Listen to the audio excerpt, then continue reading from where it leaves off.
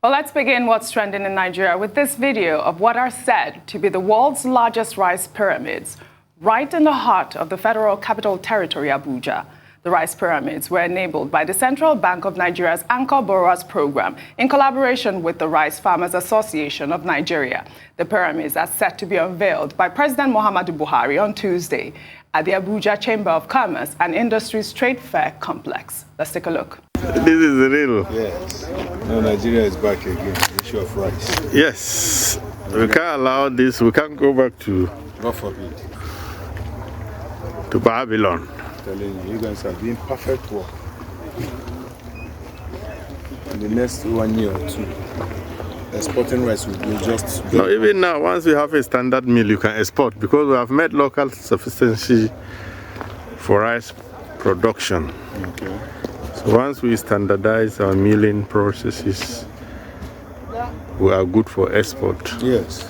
And Nigeria can feed the whole West African market with rice. Yes. These have saved a lot of foreign exchange for the country, restored our dignity and image in the Committee of Nations.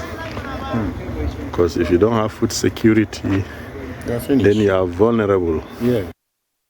I think this is such a laudable project, Abiola. When I saw the videos online yesterday, I was so happy. I also saw one of the media aides of President Mohammadu Buhari going through the whole rice pyramid. And I thought, wow, this is Nigeria. And I mean, it's going to be unveiled tomorrow, like I believe you guys discussed a little bit on the global business segment, or Rotus's segment, correct? And I was saying that I thought that it was such a great initiative. It's been described as, you know, a major agricultural breakthrough for Nigeria. What I really like about the project is the fact that it has empowered at least 12.3 million people, I mean, for jobs. I mean, I think it's a great news for Monday morning, like you said. It's such a change. Yeah, I really had to say, I didn't even know when I said it, because I'm not so tired of all the doom and gloom. Honestly, it's such a great story to start the week off with. And I think, obviously, it's harkening back visually to the halcyon days of the ground-up pyramids in Kano when Nigeria was Nigeria.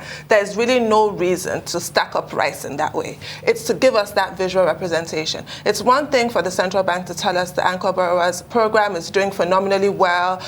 Rice import bill has reduced by 95%. It's another thing to see it. Whoever came up with this idea to stack them up in pyramid formation is a genius. We needed this. And in a country where, you know, good news is in short supply most of the time, this is a visual representation of progress that we're making.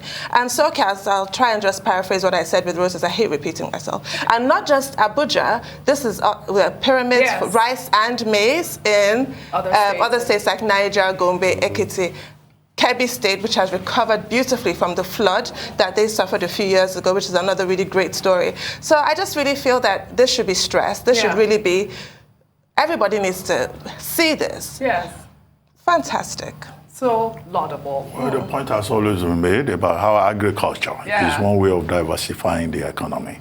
And indeed, you know, this is, apart from being an indication, an illustration, an advertisement of one particular policy that was introduced, the Anchor Borrowers Program, it's also an indication of how, you know, the diversification of the economy can give us the potentials within the agri sector, in terms of employment, in terms of reduction of import bill, and all those other advantages associated with this. And I said that this is happening at a time when there is COVID, when there have been restrictions, you know, and shortly on the back of the flooding challenge that we had earlier, I think last year or the year before, within the Benue plain, you know, this is something positive. And for many Nigerians who went to school in our time, I don't know when you went to school and did civics, you know, it's not nostalgic. Those pyramids, you know, they also taught us something about granite pyramids. So it's good to see that, you know, we are rediscovering a major area. But it's not just, you know, paddy rice. It's also about other agricultural products. But one thing we still need to focus on is the value chain. the agricultural value chain. Okay, who and who will be empowered? All those people who will set up rice mills, and who are those other interested parties who, apart from the export that the commentator in that report was referring to, there are other things you can do with rice, that can be exported. And there are companies like Olam and some other companies, who have brought in technology and great expertise to make sure that we do this. So we'd like to see this kind of progress, achievement, advancement, with regard to other agricultural products, because you recall that the Anchor Borrowers Program focused on about 10 different items, including soybean, maize, cotton seeds, and all of that, with loans and with seedlings being provided for some of them. And we hope that the repayment program for the loans will not become another problem, because oftentimes in Nigeria, when you give people loans to do something, it could become a problem. Yeah. We hope Not that women. Well, this has empowered a lot of women as well. I mean, I just love that. I mean, I'm excited. There's a popular saying that in God I trust, everything else is data. So what's the data? About 2012, we used to do 1.2 million metric tons import from Thailand. Now it's about 2,000 metric tons. So that's to show you there's a shortfall. Over 1 million metric tons shaved off.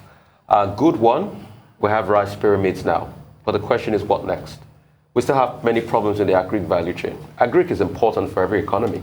It pretty much stabilizes the economy, and that's why you need a lot of investment in it. In Nigeria's case, it's 26% of our GDP. It is overtaking oil. It's doing quite well. But there are areas we need to work on. There's post-harvest losses. That's a big problem. Over 50% of the things we produce still is lost to post-harvest losses because we don't have enough grains, silos, and the likes to store this food. You talked about the value chain, multiple value chains in the agric sector. Take, for instance, the husk of the paddy of rice can be used in many areas in agriculture. Maybe, you can use them for feed, additives for food and things like that. Animal care production, that's another one. Because agric is interrelated.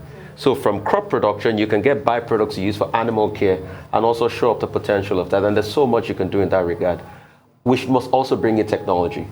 There must be Internet of Things. There must be other, forms of science and technology that's being brought in, to be able to synchronize seasons and planting seasons, seedling and the likes. We must also bring in technology as regards the seed and yield per hectare, we do. These are the areas that if we can invest in, it can, kickstart other sectors of the economy. Take, for instance, if we increase production in cotton seed, then we can start to improve on textile. Textile used to, at a point in this country, employ millions of people. In India, for instance, it employs well over 40 million people. So those are the possibilities we could look at, but this is a good way to start, and we can only push forward. Well said, guys. We shall take another story.